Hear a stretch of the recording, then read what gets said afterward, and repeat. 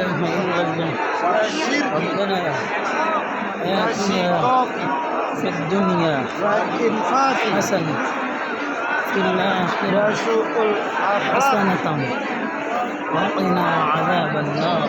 وارشد إلى مزاري إننا آمنا فاغفر لنا ذنوبنا واغفر عنا سيئاتنا إني أسألك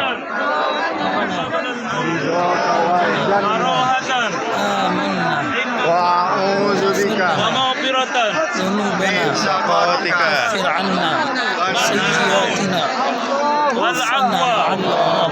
عند ربنا الحساب